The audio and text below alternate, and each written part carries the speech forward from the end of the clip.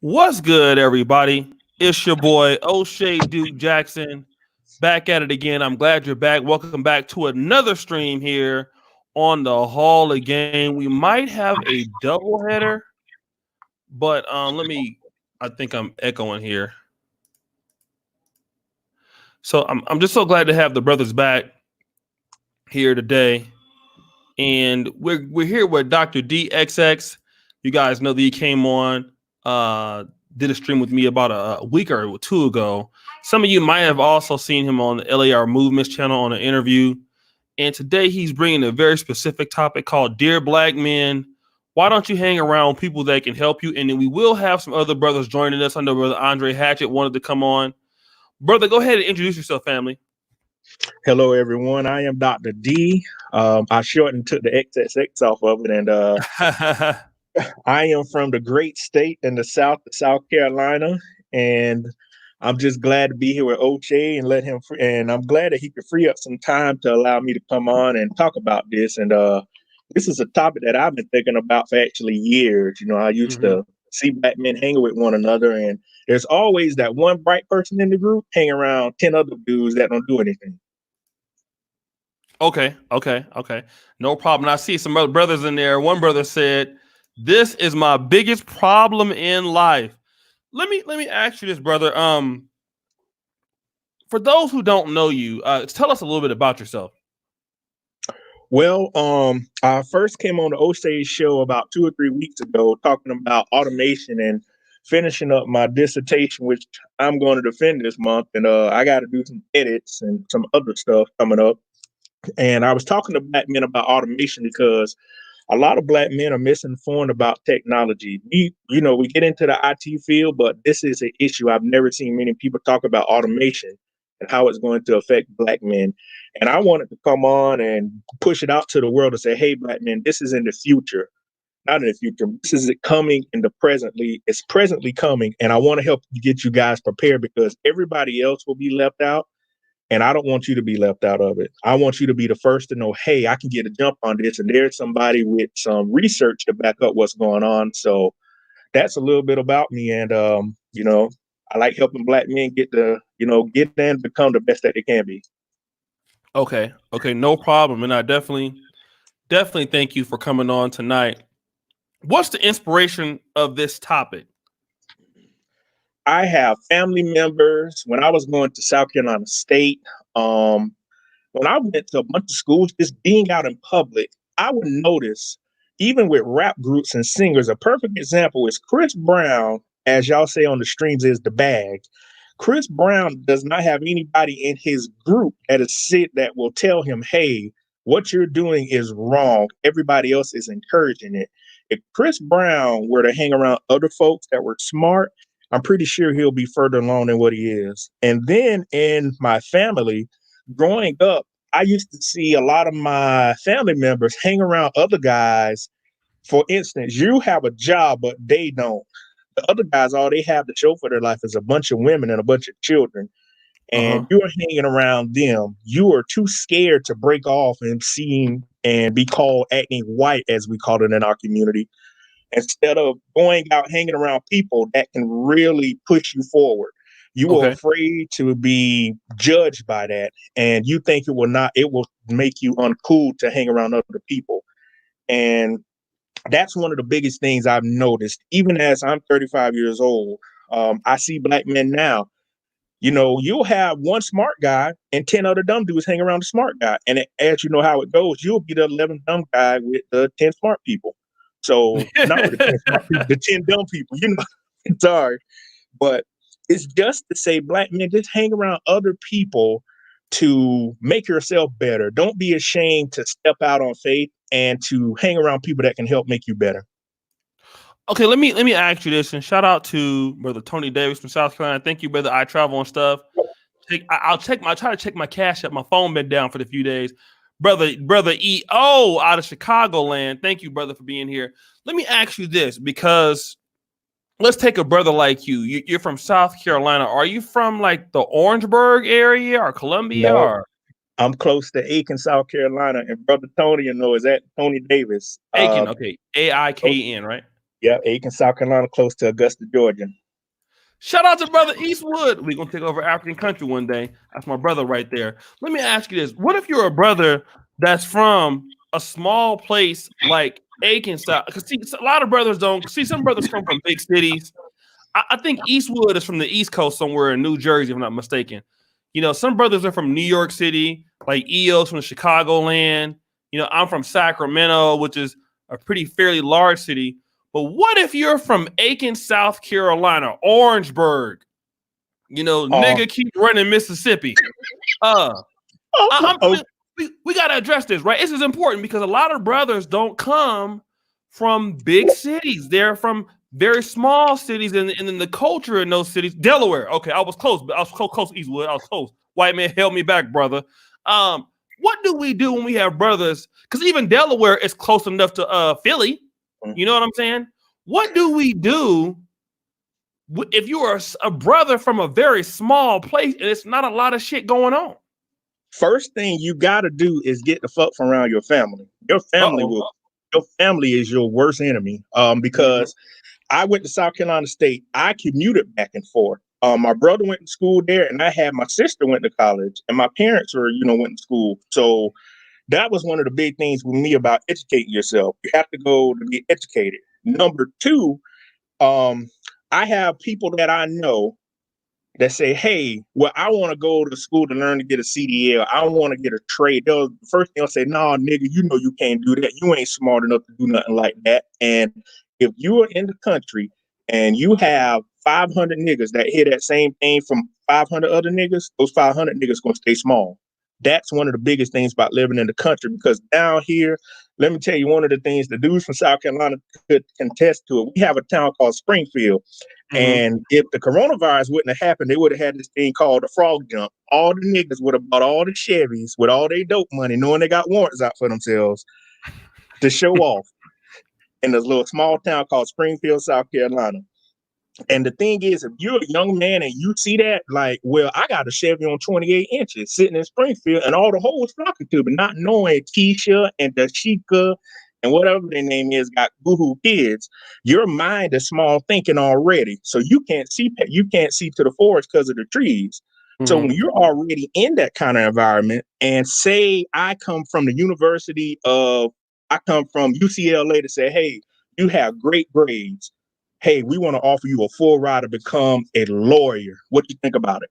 Man, I ain't about to move that far in the United States. I'm gonna miss my family. That's what always happens.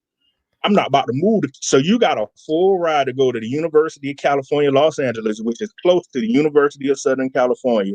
That is a prestigious school. And you have a ride to become a prosecutor, potentially become a Supreme Court justice.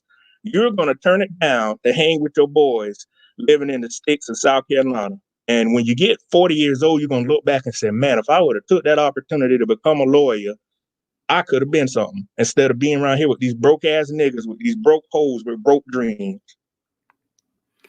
I know that's right. And you know what? And I gotta do a video on the homesick Negro, because that happened to my brother. My brother got a full scholarship to play basketball at Jackson State. And this is in the late 80s, or early 90s. He's like, no, I don't want to leave. And then from there, I think that would have been the biggest difference in his life, by just taking the initiative to go there.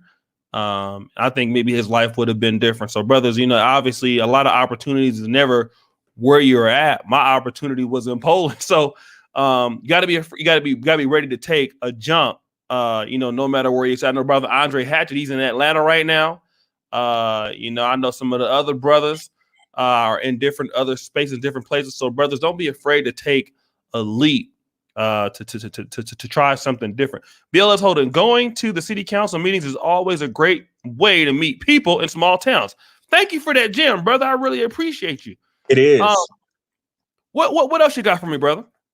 One of the things is black men. I know this is going to be controversial with what I'm saying, but we have to realize that you can make it out of life without just sports, academics, because a lot of us feel. I'll tell a little bit about myself. I remember I graduated from a small high school in South Carolina. I wasn't smart. I graduated at pretty much the bottom. Wasn't the smartest person. Didn't take my schoolwork serious. Mm-hmm. And a lot of kids in school get pushed to the back saying, well, I'm not smart enough. I can't go to college. People don't realize you don't have to be smart in life. You just have to have a great work ethic. You don't have to Mm-hmm. be smart at everything. Your work ethic is superior. And Mm-hmm. I graduated out of high school, so we had all the folks getting scholarships. The Johnson C. Smith, in South Carolina, there's a school Mm-hmm. in Anderson, South Carolina. I forgot the name of that school, but we had like Presbyterian, we have Clemson here, and we have those schools. And people that have bad grades, they're like, "Well, I couldn't make it in high school. How in the hell I'm gonna make it out here?" Mm-hmm. And those people get people to come talk to them and say, man, you ain't smart enough because you can't even do nothing, man. So Mm-hmm. they believe in that and they end up working at these small manufacturing facilities, Oh yeah. making $8 to $10 an hour. Kevin Samuels, I watch a lot of his channels. Not his channels, his streams. Kevin Samuels said, black men, what are you going to do with $50,000 to $60,000 a year in this world? And, in these areas, that's a lot of money. But when you branch out, go somewhere like Atlanta, Charlotte, you go to Jacksonville, you go to New York, you go to Mm-hmm. Virginia, that's no Mm-hmm. money. And the black Mm-hmm. men get caught up in that because they don't have anybody to support them. Your family won't support you. Your family will be the first person to say, hey man, you can't do shit. You dumb as hell. You couldn't even graduate out of high school that good. You barely got out. And you'll believe that saying, man, I ain't gonna never do nothing but work on a plant. And Mm-hmm. down here, you got a lot of families. I remember my mom telling me, one lady she knew told her kids, you don't need to worry about going to no damn college. You need to get you a job so you can provide for your family. So a lot of Mm-hmm. black men, their dreams get crushed the time they're in high school, saying you can't do nothing else. This all you're gonna do is be a workhorse, make a little bit of money, have kids. And I remember, I don't know if it was Jap saying it, but I forgot which channel I was on. They were saying life is not meant for you to just work and die. And that's what a lot of black men, you got to enjoy life, put yourself first. But Right. to do that, you got to go hang around people Mm-hmm. to do that. So, for instance, I'm going to say this, and for instance, I did computer science in South Carolina State. A lot of black men wouldn't want to do that because, oh man, I got to stay up all night. You did biology, you graduated from school, so this is a STEM degree. It requires math. You got to think. And I remember sitting there on the South Carolina State campus writing down programs. And a lot of black men are like, I'm not about to put that kind of work in to get no damn degree. So what are you going to do with your life then? And then if a brother comes out with the degree saying he can get $70,000 without any experience, you're going to say that nigga think he better than us. Uh-oh. When the same dude try to recruit you in the South, you hear this all the time. Family members have told me, nigga, you think you better than us because you don't went to college and everything. I saw how Mm-hmm. fucked up y'all lives was, and I said, I'm gonna do this. I'm gonna do a complete 160. I'm not gonna have kids before I get married. I'm not gonna waste my life chasing these hoes, spending all my damn money, and I'm not gonna be out here throwing fadeaways like I'm Jordan, trying to act like I'm gonna get a scholarship. I know I'm not good at sports, so let me focus on my academics. So that's how I see things. No, I definitely agree, and I know I've heard that before. And people will say this: "You think you better than me because you went to school?" You goddamn right. You're damn right, nigga. I took that immunology class my last semester at 7 in the morning while your broke ass was asleep. You damn right. I think I'm better than you, nigga. What you talking about? So, Um, go ahead. because down here you have the clubs. In Orangeburg, there was Howard, there was Club 601, it was a strip club, there was Zodiac, and then you go to strip clubs in Columbia. Then you have the regular clubs. One of the things that used to get me when I was on SC State campus, the guys would come on campus with dope money and get all the chicks that's on campus. Mm-hmm. So I'm trying to holler at a chick getting a degree. When these dudes ain't even got no degree, they open up their mouth, they got full gold in their mouth. You know they're not taking no damn class. They Right. come up on campus with a beat up, primed out Chevy with floaters on it. Mm-hmm. And you're saying, well, how in the hell this dude getting the chick that we trying to holler at? Lo and Mm-hmm. behold, you be on, you talked about this on your channel. You on Facebook a couple of years later, you're like, that's the chick right there. You know that Mm-hmm. I was hollering at. Got a bunch of damn kids by Terrell, the dope dealer. Mm-hmm. So yeah, that's how it usually goes out. Yeah. Oh, and anybody went to HBCU, that that memory is all too familiar. Anybody that went to Howard, Hampton, Morgan State, come on now, because come on, Kev Mac, everybody know that most HBCUs, if not all of them, there's two things that's common: Church's Chicken and historically black colleges are always in the motherfucking ghetto. We had And Popeyes though. boy, them colleges be in the ghetto, nigga. Them niggas be pulling up, be all kind of weed stains on the motherfucking nigga. They be out. Y'all already know. You niggas that went to the black colleges, you know the motherfucking colleges be in the ghetto. Okay. We had and them hoes, they love them ghetto ass niggas, and they be smart as hell, and they be ghetto as fuck. It's at Orangeburg. We had Popeyes. When I was going from 06 to 010, it was the buy one. You could get a leg and a thigh for 99 cents. So my brother rode to school with me sometimes. So for $5, I had 5 thighs and 5 legs and a chicken box from Popeyes. So, in Orangeburg, you had Popeyes up the road. I don't remember churches being there, but I know it was Popeyes chicken. Oh yeah, no, well, Popeyes, that's a white brand, well, both of them white, but Popeyes you might find in a good area. Church's Chicken ain't near one. In a middle class nigga, if you live by a Church's, nigga, you better be home before the streetlights come on. You might get shot. Shout out to the brother Ranch. Talk to him, brother. My brother Douglas, University of Wisconsin-Madison graduate from Brooklyn, not the Bronx. Peace, ODJ, getting it in my Sunday evening meal prep. Enjoying the show as always. Thank you, brother Douglas. Good to see my brother in there. Let me ask you something else. So, because a lot of times, all right, I want to get into this because it's black men. What's going on, brother Eastside Harold? Ain't seen you a long time, Negro. As black men, right? Mm-hmm. I hate to say this, but I gotta say this. When you say, why don't you hang around people that they can help you? I will be honest. In my mid-20s to early 20s. Now, as I'm getting older, the people that are helping me elevate have been brothers, right? This internet space has allowed me to meet up with brothers like, good brothers like Douglas, good brothers like Rance Turner, or yourself. But here's a situation. A lot of the brothers be like, you know what? The people that can help me are not always black. Mm-hmm. And it's like, okay. And us, we kind of, as black men, we're a little suspicious of motherfuckers trying to help us, especially if they're not black, right? So let's talk about this. Have you had more success with non-black people trying to help you? And if you're coming from an urban area, how do you adjust to that? Because again, a lot of black men, number one, we don't help each other like that. But then at the same time, when it's the white man, that obviously he does have, the businesses and the know-how, and he can elevate you a lot quicker. How do you deal with, okay, I have to come out of my comfort level to go to the white man or the Asian man to get to the next level?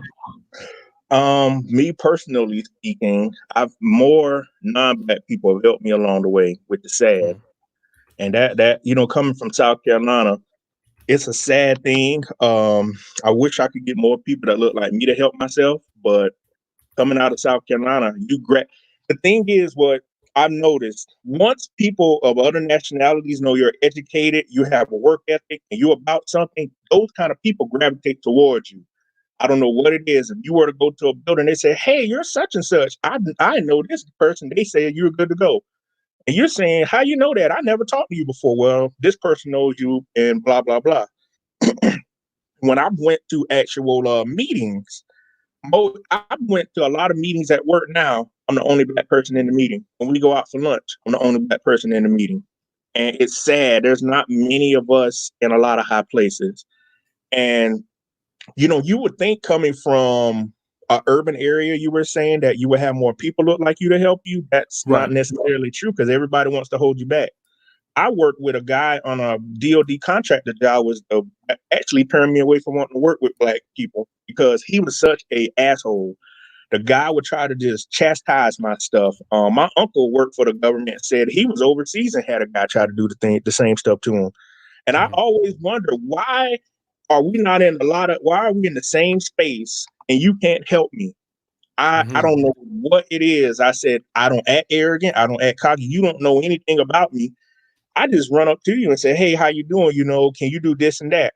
They'll pretty much, turn the cheek from me. And those are the first people you gravitate towards. Because even in my doctoral program, when we had to meet up in Pittsburgh, there are a couple of black folks. So I try to get to know them and say, hey, man, this is what's up in line if you're behind me. I try to reach back and let people know, but I've noticed in my own profession, in my own skills, trying to do things, most of the people have been non-black people. It's been men and women that will just extend out a branch to you and say, hey, come up here with us, man. We can help you do this and that. And the thing is, you don't even have to ask for the help. Once they Right. talk, I can tell from coming from the South, once a lot of baby boomers know you have a good work ethic, those people gravitate towards you and say, hey, my parents were baby boomers. You got taught a good work ethic. I have one, so you have one, so you can roll with us. And I've seen things done for myself that I would just, it's just amazed me. Like, huh, you did this for me. I didn't even do anything. And the people just say, well, we like you. You have a good ambiance about yourself. You come to work. That's what I've heard a lot. They say you actually show up to work. In the back of my mind, I'm like, everybody needs a job. You telling me people not coming to work? And those little minor things, just you're sitting there like, is it really like this out here? And it makes you ponder about a lot of things. And see, let me kind of talk about that real quick, right? Because this is a black male centered show that we have, and thank you for bringing the good topic. I see the crew is coming in, but one thing that Brother Gabe has tried to implement is bringing most of the content on the Hall of Games, is that a lot of brothers like you went to HBCU, I went to HBCU for some time. And then I went to PWI, such as Gabe did. He's coming on in a minute. Brother Andre Hatchett is an entrepreneur, but we do have brothers. Shout out to my brother Kev Mack out there killing it on the YouTube. Thank you, Brother Russ. I'll read in a minute. We have brothers who come from the black communities, have a heart for the black community, want to work with other black people in the black community. But then something like this happens, like what happened to you. And then you say, man, I'm tired of dealing with these niggas. And then but I know it's funny, right? But then here's the situation. You get like my brother and James, who live out in Phoenix, which is Phoenix, Tempe, Scottsdale. It's a lot of white people out there, a lot of white businesses, stuff like that. Then you start working for them. Then you don't have that initial problem because the culture is a little bit different. And now you're like, okay, people finally appreciate my talents. People are finally appreciating them. I'm finally getting the respect I'm deserved in this community. I ain't never want to go back and fuck with these niggas again. Now, I know all of us have been there. We've been there as professionals. We've been there as college bachelor degree holders and as academics in some aspect. How do we get over that to try to come back to want to work with black men despite our bad experiences? Well, you got to take a leap of faith and come back and say, hey, I'm not going to treat everybody like they treated me. For instance, my sister asked me, she said, hey, when you finish with your degree, you want to come talk to the kids in the local area? I said, hell no. I said, I'll tell you number one reason why. I said, number one, all those people used to laugh because I was sitting in the back of the class, laughed at me and played games and said, hey, well, you won't get invited to no parties. You always with your parents and all this other stuff. Number two, the community has never really tried to do anything for me. They put other people on pedestals. I don't have anything towards them, but I know just sitting back, I watch things and say, hey, it's not going to always be like this. Number three, and I've heard you say this in a lot of your videos. Why the black men don't owe anybody anything? You got to think about it. When you're up there when you're working hard, trying to do things, why should I come back and try to help you guys? But then on the back of my mind, I said, I got to try to reach some of these kids and let them know to get around their dumbass family members. Because I said, if I completely abandon them, they're going to turn out the same way everybody else did. So what I try to do, if I can, I try to go to kids and ask them about their background and ask them about their background and say, hey, what are you doing? I hope you don't heard those gunshots. I'm out here in the country. Sorry about that. I have to grab my damn pistol. I have to put on pause and go butt back at somebody. Man. But yeah. But yeah, I'm going to, that's my goal to talk to kids and say, hey, do not let where you came up from or your family hold you back from doing anything, because there are brothers like myself that want to try to help you get better results. If you don't think it's better, look at the people around you. You want to end up like them? That's your benchmark. That's how I feel out about things. And I know people will say it's bad that you don't want to come back and help the Black community as full, but why? To an extent, it's sad. Nobody's up with me studying. Nobody's paying for my trips. Nobody's out here helping me pay all these damn taxes on stuff. But you should get something for free because I bust my ass. That's the thing with a lot of Black people I've noticed. Well, you work hard for it. Come show us and give us the easy route. There is no cheat code to life. You can't cheat it. So if you're not willing to put the work in, I don't think I'm gonna come back and try to help you as much as you think I should. Let me do this. Shout out to brother Mr. Krause, the free agent. Now, this is something I want to read. He said, I had a white family as my sponsors throughout college. They gave me $500 a month on top of the fact I was on a free scholarship, but my roommates were dope boys, so I constantly met the finest females at, I think that's North Carolina State University. Yeah, that's what that looks like. And let me shout out to brother Kev Mack, man. Me and Kev we both from California. I've done a show with him before. And Kev, in his own way, he's a gang historian, has a really, really popular channel. He's warning brothers and people all the time, like, hey, don't make these mistakes. And he goes all around the West Coast, talking about his situation and other people's situation to, warn people of this is what can happen to you, such and such. And he don't have to do that. To be honest, he don't. Right. Mm-hmm. And I want to ask you this, brother Gabe, and thank you, brother Gabe, for always bringing the best content over here during our nigga wars in the manosphere. But I mean, you're a talented brother, right? Nobody has to kiss your ass, but you are. You were interning with Ford at a very young age. You went to Michigan Tech. You're an electrical engineer. You are a person that doesn't have to do the things that you do to want to work with brothers. What keeps you? And I know that, I mean, obviously, because you've been in the corporate, you're on LinkedIn, you're working for Ford, interning at a very young age.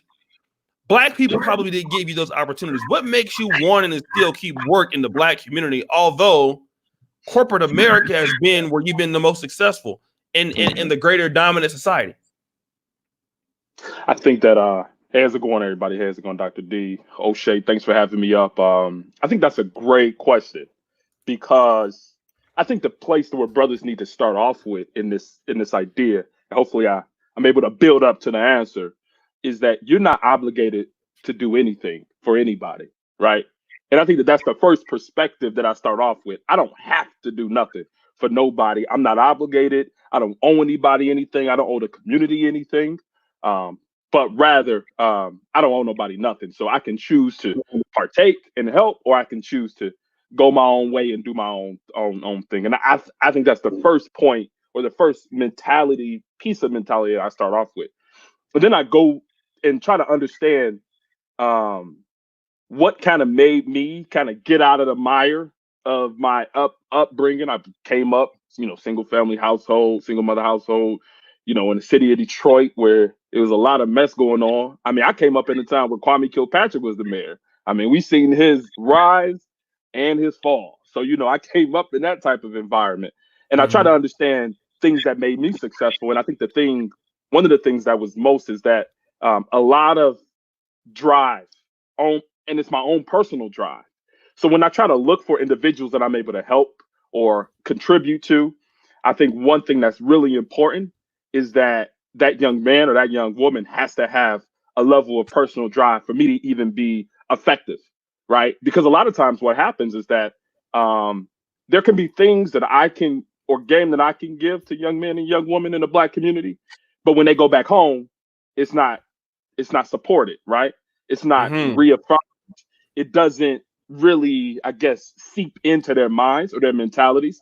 And it's really like just giving info, giving game to individuals who are just going to go into an environment that it'll just fall on deaf ears at that point. So self-drive is one thing that I really look for in young people who I'm able to contribute to. So one, I'm not obligated to nobody. And two, that young person or young man has to have some level of potential and self-drive for it to even be effective. So those are a couple of ideas I start off with. Okay. And shout out to brother Travaris Wiley, always supporting. Let's go to my brother Andre. Mr. Million Billionaire. And I'm glad that he's on because he has this coming this from a entrepreneurial self-made perspective. Andre, you out of anybody that I've seen on YouTube, you deal with some of the most successful. I've seen some of the best interviews with professional blacks, professional entrepreneurs. I don't think I've seen it anywhere. Now, Black Heights, credit to give him a credit. I see more professional management people on his channel, but for you, when I see people who are self-made, whether it's real estate, whether it's selling beverages or things like that, I see that you always have this cold ass network of people that you have. Oh, he has came off. I was trying to build a brother up, man. White man was holding him back. Let's go to KIT. Keep it techie. Did you want to build in on this, brother? Oh yeah. Let me hop in there, man. How y'all doing? Pretty good, brother. Pretty good. For sure. So I mean, I guess the way I can look at it, I can look at it based on me doing mentoring. I've done mentoring with younger people even before, I even called it mentoring. I was just looking at it like helping somebody out, you know what I'm saying?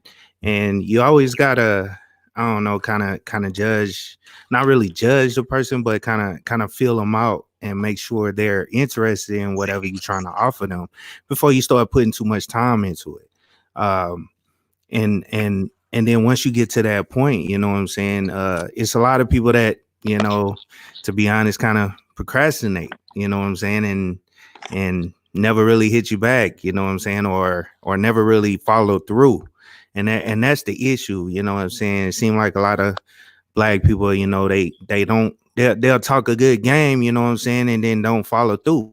And I'm not that type of person. Like, I mean, something I learned from my dad, something I learned from, being in the military, it's all about the follow through. You know what I'm saying? Yeah, you can talk a good game, but if you don't follow through with whatever you're trying to accomplish, then you constantly gonna be just sitting there talking about what you want to do. I mean, it's guys that I grew up with, you know what I'm saying?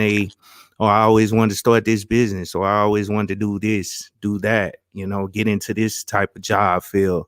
And then I go back home, a couple years later, and they still talking the same thing. I'm like, man, miss me with it, man. I mean,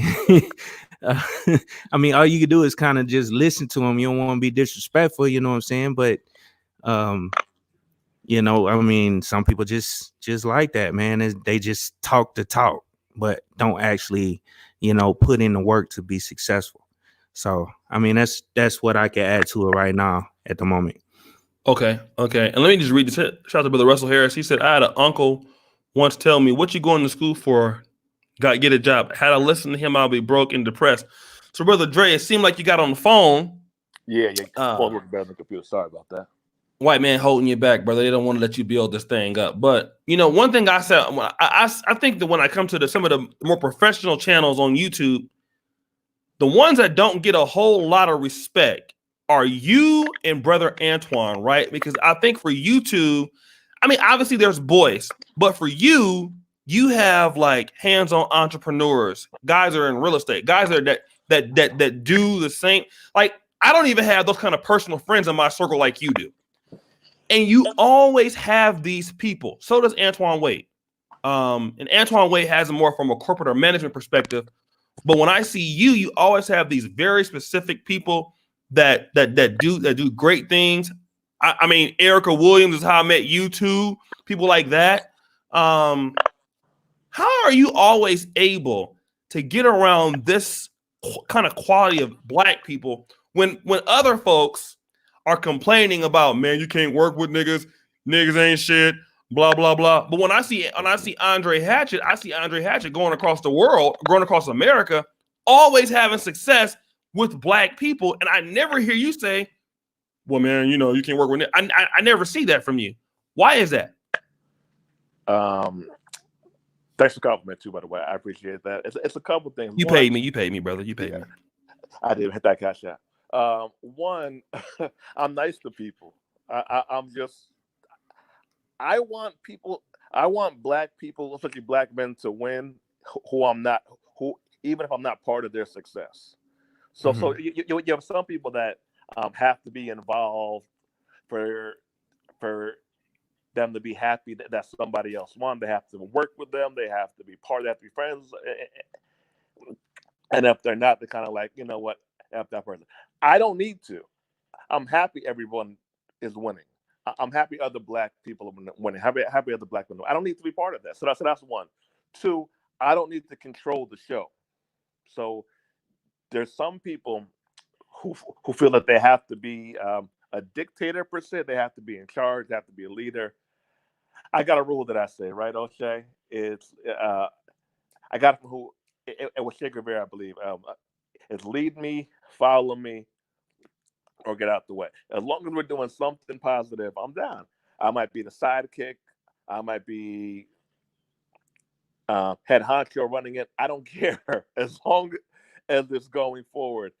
And I find that if the ego is minimal, not even say killed because we all got it. It's just about taming it, and focusing on the big picture and making people look good. If you make people look good, people want to work with you. And here's the thing about it.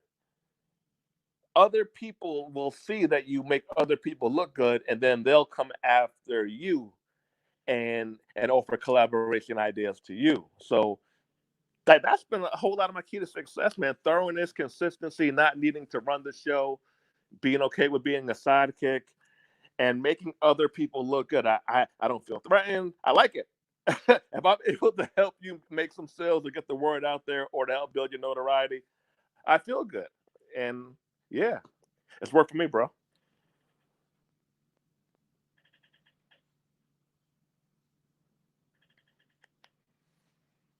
Shout out to brother Antoine Wade with a 50. I was getting ready to go to the restroom, player. But brother Wade, same question. I want to kind of talk about how you're able to I know brother Hatcher said that he's able to, obviously he's a very nice guy, which is true only on every other Sunday. But how are you able to basically, because you come from a small city. Both of you brothers are from South Carolina, right? Dr. D, he's from Aiken, I believe.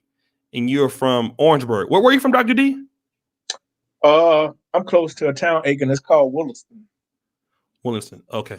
Williston. Okay. So brother Antoine, you're from Orangeburg, and again, let me ask you this: how are you able to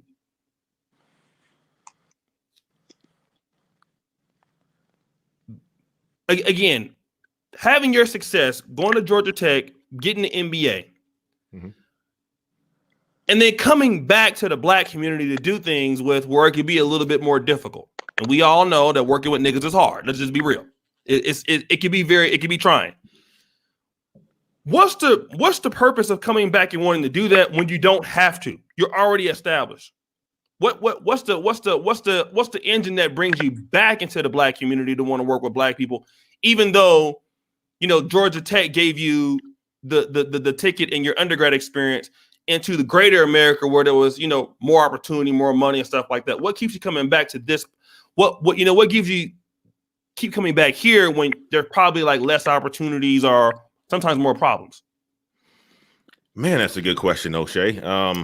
Because I have a lot of friends and I have a lot of family that are smart and they can do better. And that's the reason, right? I mean, I think what it is, I had an opportunity to be exposed to different people throughout my life, and they had a significant impact on how I have been shaped up into today and continue to be shaped.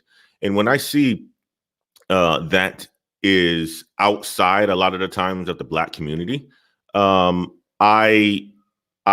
want to expose the Black community to other ways of doing things so that they can achieve the ultimate success that they want to achieve. And a lot of it is just by not having that exposure.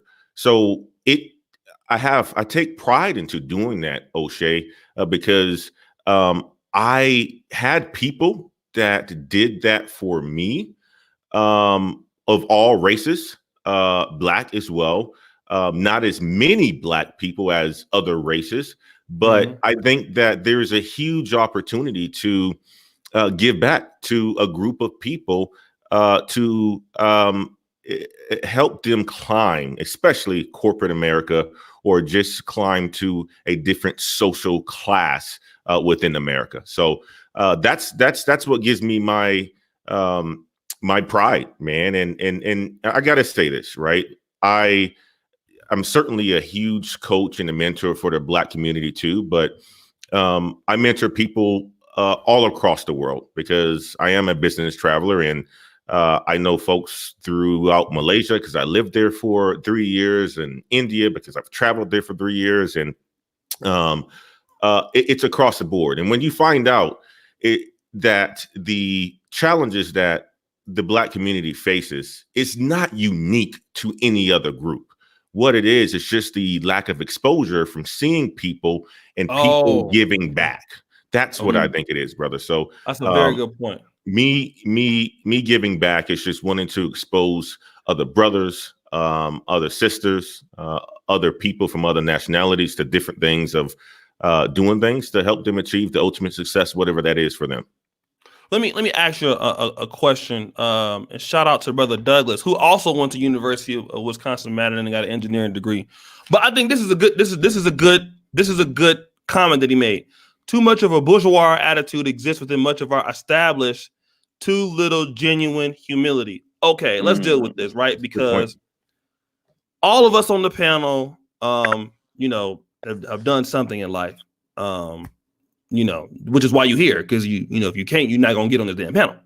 And then a lot of brothers that have made it and do very well, and I would credit all of you for always trying to come on and try to give the game and give the tips. But I do have friends that went to Harvard, MBA. One of my buddies went to Meharry Dental School, and I have some, but one of them is an orthodontist, and he is a fucking asshole. I'm not gonna lie, this nigga is like, oh my god.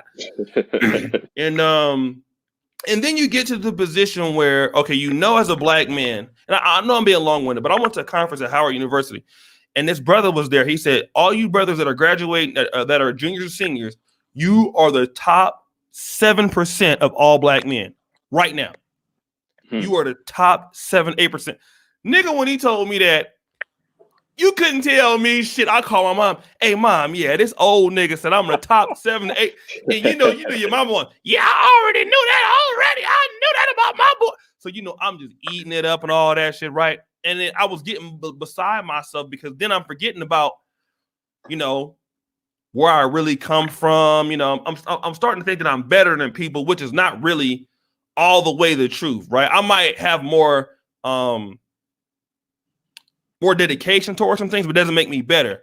How do you deal with all these successes that you have as a Black man, and then you can get beside yourself because now you're in a fraternity, and now you're making 9, 8. Now you can go anywhere, anytime, wherever you want to be. Money's not an issue. How do you stay away from that bullshit bourgeois attitude? And I try not to do that. Even on YouTube, I try not to do that. But how do you stay away from that? Because all of us can get like that if we need to. And it's hard to stop. But Brother Antoine, I'll start with you again, and then we'll go back to Brother Dr. D. Man, it's you know what it is, O'Shea. That's it's hard, right? Because I can tell you stories like this. I got a good group of guys who I went to college with my freshman year, and we have this WhatsApp chat going on. And a lot of the times I'm like, hey guys, let's do a boys trip. Let's go to the Czech Republic, or let's go to Spain. And, you got one person that's on there that's probably at the same level from a mental perspective that I'm on. Right. And the other ones are like, nah, that's too far. And it's like, it's always some damn excuse, man. And it's hard to not want to just, look the other way. At the end of the day, people took time for us when we were in this state of not being successful or not being where we currently want to be. And people are still doing that. Our mind isn't completely expanded as it should be. So if you were to go to somebody who is a billionaire and he asked you a certain question, like, okay, well, Antoine, can you do this? I might be like, and he'd be like, dude, like, what is this? And that's what really makes me not want to turn my nose and do that sort of stuff. It's knowing that people are going to find the ability to accept you doing different parts of the life, and it's based on about time. And I wouldn't want anybody to do that to me, so I'm certainly not going to do that to anybody else. But it is hard, though, O'Shea. It certainly is hard, man. It's very hard. It's testing. I have I've been called certain things a lot of the times, and my snarkiness, it's like you got it in you too. Yeah, absolutely. My boys challenged me to a push-up contest. Like, dude, I can do a push-up, man. Like, I don't need to do 50 push-ups to show you, but show me what you're working with from a mental standpoint. Educate me. Send me something that's going to motivate me, or send me something that, or is going to help me build my real estate empire or something like that. That's the stuff that I'm on. It's not about the physical pieces of it. We dominate that part in the entire U.S. It's about the mental state, and that's what we need to continue to build up. And sometimes when you say that, it's just not hitting people on the right level. So, just be patient, man. That's all I can say, O'Shea. Let me go to my brother, Dr. D, man, because I think every educated or doing well black man will at some point have this problem, the snobbish bitch ass attitude. I do it too. I ain't gonna lie, I do it too, and I actually like doing it. It's fun. But Dr. D, how do we avoid that? Because it does turn people off. It does turn brothers off. And how do you deal with? Okay, I'm successful, but I want to be grounded in who I am and all this stuff. Can y'all hear me? Yes, sir. Okay, I want to make sure my mic was off mute. One of the things, I grew up on a farm, so I know what hard times are, and I know coming up, and I just keep myself humble and always, when I pray every day, pray every night. I know this God gave this to me, he could give it to somebody else. And I keep myself humble, thinking you can lose everything. And one of the things I always do when I go to work every day, I pretend that I'm gonna lose my job and not get big headed and say, this job can't function without me. I keep myself humble that way and say, you're gonna lose your job today. You need to pretend something's gonna happen. Stay humble that way. Work harder. Don't forget the little people, because you always got to remember in the game of life, there are the small people at the bottom, and I encounter those people a lot every day. That's why I try to, give money to the United Way. I do whatever I can, because I know everybody's not in a position as myself to just freely give money and to help people out. And I try to give people words of wisdom. I try not to go around with a big head. I don't wear anything that says I have money. I go to Old Navy. I wear jeans. I wear basic sneakers. Excuse me. And I drive around, like I'm just a regular person. I don't have a flamboyant car or anything. I just try to stay low level and just always remember things can take a turn for the worst at any day, because the coronavirus a couple of months ago, everybody was living the high horse. Mm-hmm. Now you have many people that are like, I don't know if I'm gonna have my job or I'm gonna keep my job. And those were some of the same people. And, I try my best to just plan out and think you always want to be seen as a positive image for people. You don't want to have the bullhead to say, well, I got this kind of education and you can't get this. I don't like to go around like that, because I never like to put people down. One of the things I notice with people, when I tip, I know niggas and black folks got a bad representation of not tipping, so I try to cover for all of us when I go out. Oh my goodness, me too. Y'all know what he's talking about. Yeah, so, that's true. Oh yeah. When I go out, I will get my fiance and I'll say, we're going to tip $5 to $7 a piece. So we're going to leave at least $10 to $20 on that table. And I tell her, just because I got this credit card today don't mean I can't switch places with that person right there. And I'm always respectful to people, because I know in a moment's time I could lose my job in 30 days. and out here trying to wait tables, which I probably would get fired in the first day because I don't have good patience. And I'll fuck your order up pretty fast. So I know that ain't cut out for me, but I just try to stay humble and just remember, just as fast as you got it, you can lose it. And not just walk, because we know a lot of black folks.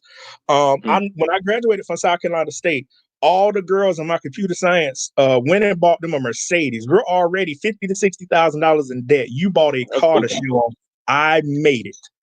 And I'm like, hold up, we don't have any experience. We don't even have jobs yet. So the first job they got, they want to brag and say they got it.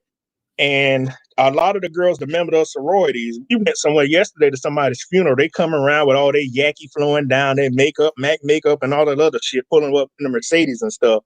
And I'm like, y'all act like the average working person can't afford that. And I don't want to be seen in that image. I don't care how much money I have or what kind of car I drive. I'm always going to try to help people because things can turn for the left. It doesn't have to be financially. Your health, Steve Jobs said, the most expensive bed is a hospital bed. Your health can decline in a day's time, and you're sitting here looking up at the sky, got to pay for people to take care of you, with your insurance, pay for your insurance. So that's how I stay humble and just never forget where I came from and just be a positive male image for black people and just try to just say, hey, when I go a place, I want people to know all black people tip, all black people have respect. And that's how I carry myself. Okay. No. Awesome. Brother Gabe. And I'll shout out the super chats. Thank you, Brother Joshua. What's up, Brother G? Brother Gabe, go ahead, brother. Man. I know you have this kind of elitist attitude too, nigga. Me and you both got it. So what? You know what? And Antoine, he got it too. We both got that elitist. Yeah, nigga, I'm better than you. Fuck you. We got that. We got that in it. We got it. We got it. We can't lie. It's there. Let me build on this. Please. And this is more of an experiential build, right? Right. I love that question, right? The bourgeois attitude and having a big head or people perceiving you to have that big head. And at times it can be very much so perception, but at other times it can be purpose for protection, right? Peep this. I'm just graduated from college, right? I'm coming back to the city of Detroit, working for a tier 1 supplier with Ford Motor Company. I think I'm doing it. Engineer, wire harness, design engineer. I'm doing my thing. I'm thinking I'm doing it. And I'm like, okay, let me contribute back to the black community. Let me find a brother that I knew I grew up with, kind of the same area and everything, take him around with me. He was just a little bit younger than me, probably about 2 or so years younger than me. Taking him around to different places I go, little open mic nights, taking him to church with me and everything and all that, right? But one day, this brother get in the car and he's smelling like the loudest thing I've ever smelled, right? This I could tell. I just asked him like, oh, damn, like, you just got done smoking or something? Like, what's going on? And he like, oh yeah, I was just out here around some people. I'm like, all right, cool. So he jumped in the car and we rolling around for a good 3-4 hours throughout the day, right? Because we just hitting this place, hitting this other place. It's my boy, right? I'm trying to contribute, right, to his growth because he had some a lot of bad situations that happened to him. His brother had a felony. He had issues with his baby mom, couldn't see the baby and everything, and he ain't have a way to go see the baby. He actually got shot in the face. I mean, just a lot of stuff. Like, y'all, I don't know if y'all know about Detroit, but it can be crazy. It can be crazy at times. But this one day he gets in there smelling real funny. And the smell, as the day goes on, the smell doesn't dissipate. I'm like, he's still loud. He's smelling real loud right now. So, as I'm about to drop him off and everything, I'm like, man, I don't think you've been completely honest with me, right? I don't think you've been completely honest with me. Have you had something on you like this whole time throughout the day as we've been going around? And he looked at me. He said, yeah, I had a little something on me or whatever. I'm like, listen, you can't roll with me no more. You can't. Because I don't know if y'all know how the law and everything works, but if you get pulled over and he's smelling like everything grown, he's smelling like weed. If anybody comes up to the window, they can smell it, right? So you get pulled over by the police. The police comes up to the window, and what do they smell? They smell him. But the substance is inside of my vehicle. It was in his book bag. So who does that get caught up? Does he get caught up in that situation, or do I get caught up in that situation? You. Me, right? This brother, I'm trying to help is in a situation where he's putting me at risk because of his bad decisions. So when you talk about this bourgeois attitude, this attitude of like, I can't really rock with everybody, and at times, yeah, it can be misused at times, but at times it can be the thing that protects you from some of the people who don't care nothing about you that you care about. So just wanted to provide another perspective on that bourgeois big head, you can't roll me type attitude, because not everybody here to help you just because you helping them. Yeah, that's my piece on it. I just want to build on that just real quick. Everybody knows. I mean, at first I used to be very sensitive with personal information about myself and my life when I came on the YouTube when I was growing. But as I got more comfortable with myself as a creator, listen, everybody knows that my dad was like all pro crackhead from like 83 to like 90, 93. If there was a Pro Bowl for crackheads, he would have went every year. Okay, he was all Madden crackhead team, and but yes, first team All American crackhead. So I say that to say that, you know, I dealt with all the nigga shit growing up because I am really a product of, you know, a lot of fucked up shit in my family. So, and Brother Moses, we from the same neighborhood, we was the same high school. So Brother Moses knows, if he's here, he could tell you. So guys like me and him, a lot of times we have what is called like success guilt, because we were the niggas that kind of made it from our place that probably shouldn't have made it. A lot of times we understand, not that we agree, but we understand where a lot of these niggas are coming from because we can speak their language. The problem is that when I'm on the panel with our brother Antoine Wade, our brother Dre, our Keep It Techie, our Gabe, or Dr. D, we also speak a different language. And that language may speak like, oh, I have Google Calendar, where I have, like brother Gabe, he sent me a scheduling software. We have a meeting to do at this time. We're going to do X, Y, and Z. That's a different language that the niggas that I know speak. And the issue is when you're trying to bring, you know, somebody that's, oh, you think they have potential, and you're trying to make them believe that they have it. And to your point, a lot of times when you bring people into spaces and you give them opportunities, almost 9 times out of 10, they don't appreciate it. And that's even with women. Like a lot of times when you date women that are not on the same, I mean, brother Antoine was talking about it with his wife. You don't expect her to be on the same level of drive or work level, but obviously the same class level. And a lot of times, a lot of black men, when you deal with women that are not on the same level of class, you almost certainly you're going to be disappointed. And it's just that they're not in a position to appreciate it. And what I've noticed, even I talked about this in the manosphere, in our recent, you know, divide or whatever, what it took for us to build somewhat of a platform and get the network to deal with the guys we deal with today, the other guys can't appreciate it because that's not what they were looking to do. And so a lot of times being bougie or being elite or having that mindset, even though it's with your own people, sometimes I gotta agree with Gabe. That's the way to be. Sometimes you have to be like that. The only time you cannot be like that, and it's not only because you want to be an asshole or whatever, it's just that you don't want to get caught up in the shit that these niggas got going on. Because as we know, we love black people, but these niggas will catch you up in their shit if you allow them to. They will do it because they don't give a fuck about you. They'll catch you up in every motherfucking thing they. I'm sorry to be the cursing day. I know it's Easter, but you know that these niggas will do that. Everybody, press 1 if you know that these niggas will have you in some bullshit, and you trying to help them, and then when they do it, then here they go, they gone. They ain't nowhere to be found. Go ahead. Who's going to jump in on that? Me, I'll be in there. And great point. Everyone's making great points. This is a solid stream tonight. Oh yeah, we keep it real on Easter because Jesus paid it all, nigga. Can we call it just having standards? Mm-hmm. Yeah, black men are allowed to have standards. Let's just call it having standards. And about the whole woman thing, I don't date women who are on a lower class level. I don't even fucking look at them if they are on a lower class level. It's my standard. I've earned my standard. I have earned it. You got to come from a 2-parent household. You got to have certain things in order. No tattoos.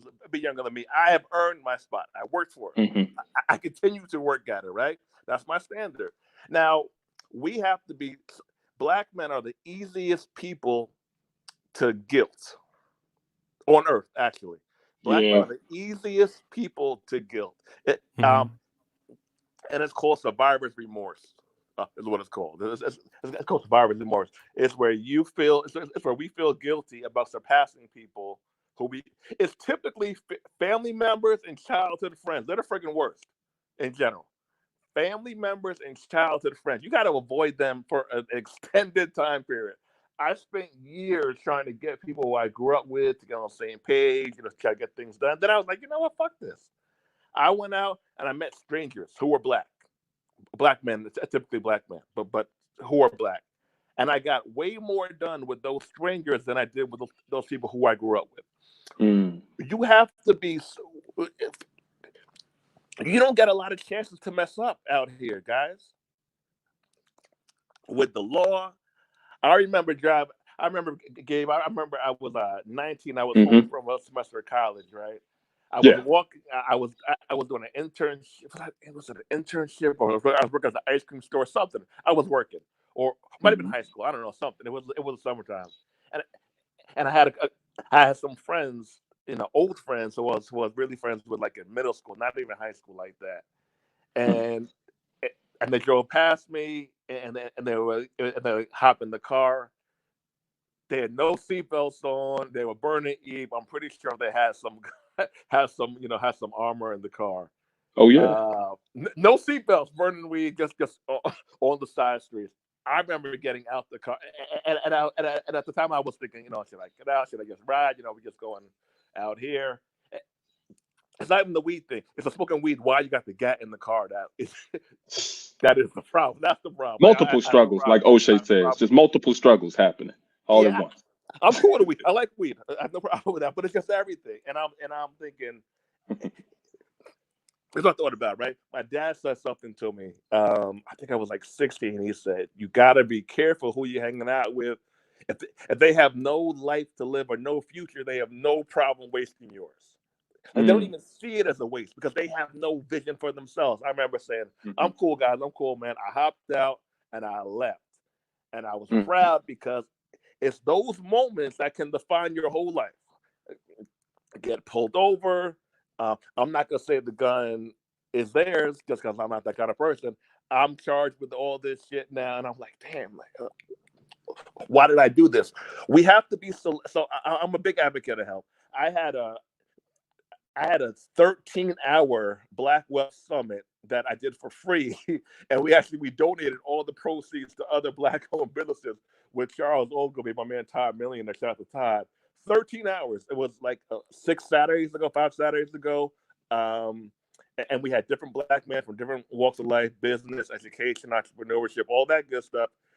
And we each gave a spiel about what we are doing and how we can help the community. We gave $4,000 away to brothers. Grants. Not even loans. Grants. It was 5 guys, $800 a piece. We have the right to be selective about who we invest our time into. You can pick it. If you want to help the young men who are just getting out of prison, I do that too. That's cool. If you want to help the guys who are on drugs, if you want to help the guys who are in college, if you want to help the guys who are in corporate America, we are allowed to have standards about who we help. We don't have to help who other people tell us to help. I just encourage us as Black men who have, air quotes, quote unquote, made it, to just help somebody. Right? All right. So I'm out.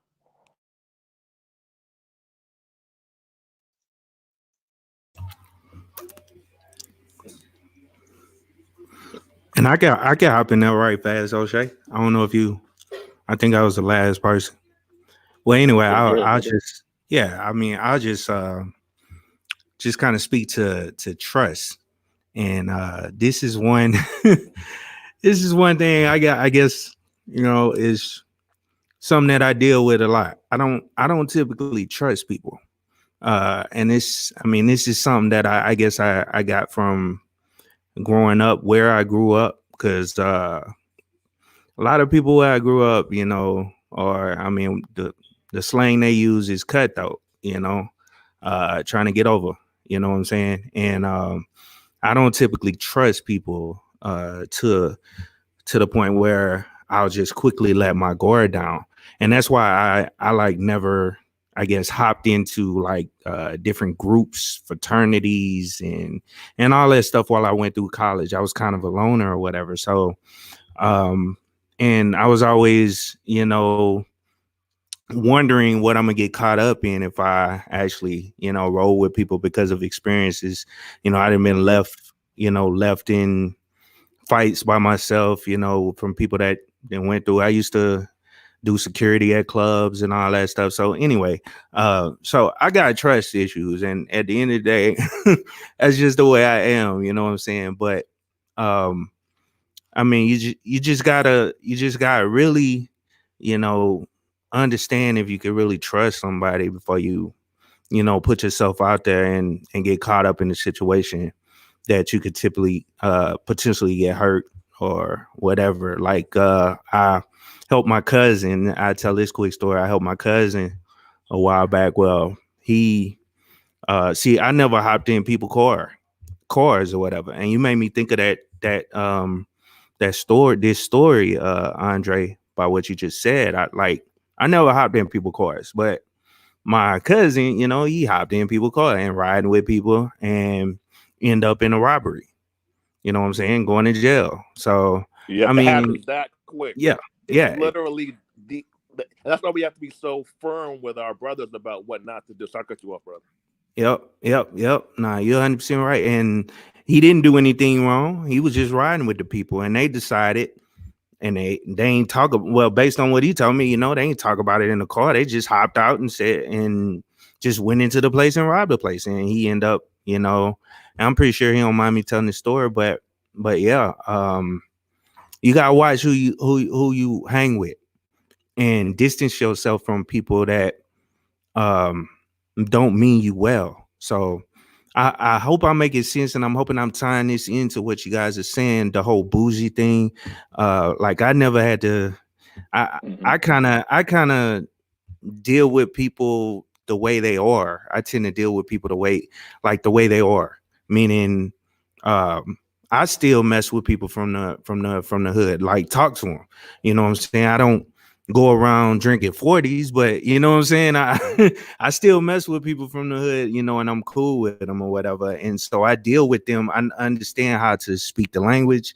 And so I guess I never come across as bougie or so to speak. So I can't really relate to it, but I also can work in the corporate environment, you know what I'm saying, and speak.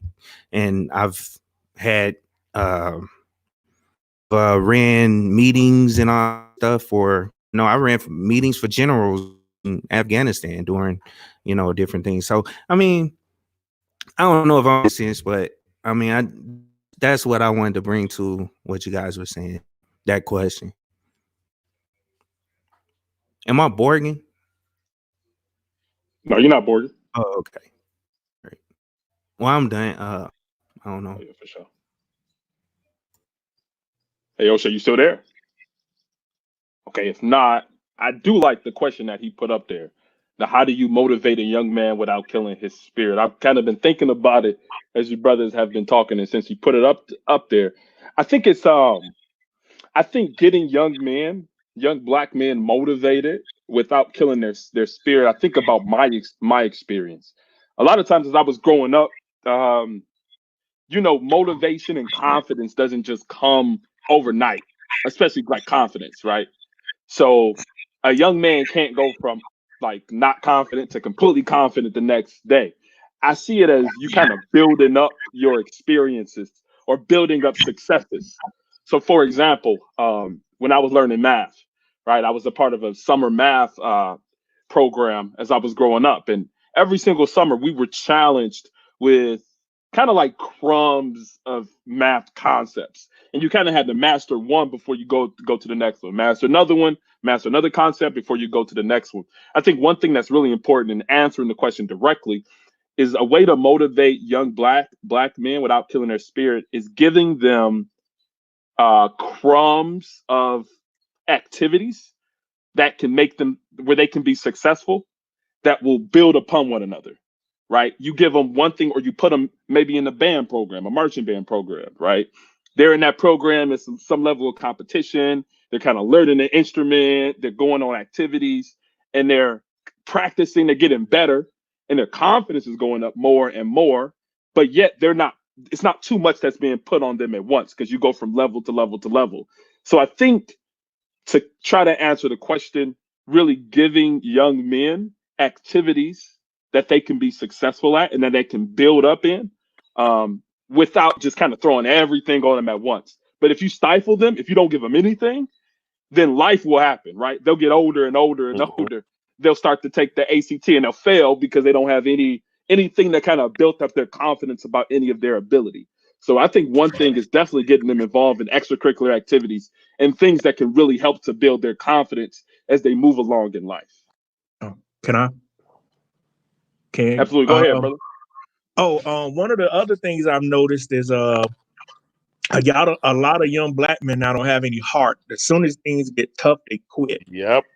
And you cannot have that in the game of life.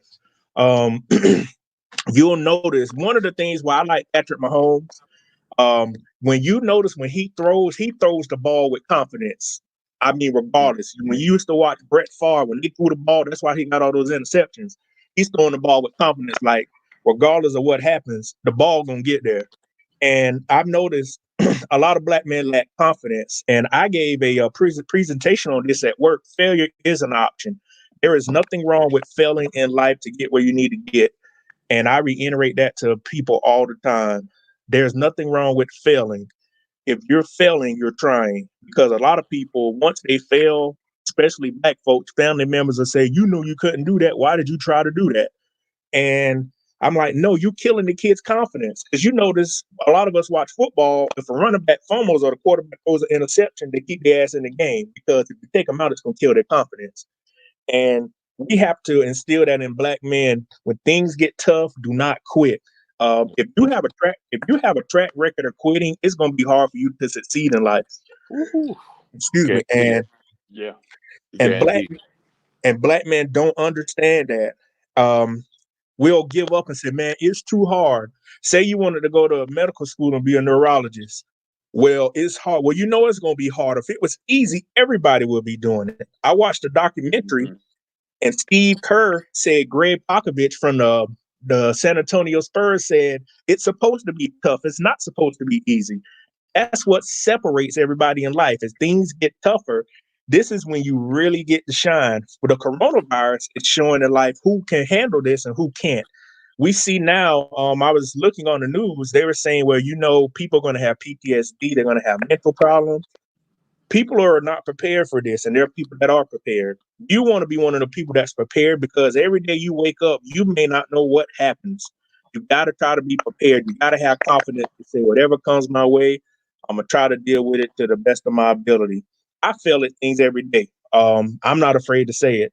You're going to fail at something. It's a part of life. So if you're failing, you're trying. Don't let people make you feel bad. If you get kicked out of school and you have to go back home and sit home for a semester, don't let people say, hey, you know what, man, you shouldn't go back to school. No, you get your ass out the country or wherever you're living. If you're in the country, like myself, you go back and say, hey, I'm going to succeed. I'm not going to end up, because the country town where I'm from, you don't want to end up like most of these people. And one of the things is we have to instill that in people. Look at your surroundings. You want to end up like the people around here? Because most of your best athletes are walking the streets because they didn't have the grades to get in school. That's a known fact. I know from the town I'm from, most of the best athletes are walking up and down the neighborhood. And nobody ever sat and talked with them and said, hey, you got to have the grades. So the same ability I say we put into having kids learn athletic stuff, you got to learn how to deal with life. Because once you get in the corporate world or the real world, it is a game. You got to learn how to play the game. And if you don't know how to play it, you're going to be left out. One of the biggest things is I've seen Kevin Samuel say on his channel, if you're 40 years old and you're still in an entry-level job, you have problems. And you know the whole thing about the killing the spirit thing. Yeah. You know the whole thing about the killing the spirit thing. And I'm assuming it's your son, Miss or Ms. or Mrs. And I see you grad. So let's assume that it's your son. I'm not in the YouTube chat, so I might miss it. Let's assume it's your son. Let's assume that you're raising him without a father in the home. If I'm wrong, forgive me. Let him finish what he starts. So with the whole killing the spirit thing, that can easily be miscued or could be put as being too hard on him. I see very few women be too hard on their sons. What they're too hard on is their daughters a lot of times. They're not hard enough on their freaking sons. Let him finish what he. Have you ever seen a grown ass man, let's say 35 plus, who gives up on every hard thing? It's hard to buy a house. It's hard to start a business. It's hard for everything. They're habitual quitters. Now I've studied them. Most times they did not have a man on top of them. They did not have a man who makes sure they finish what they start.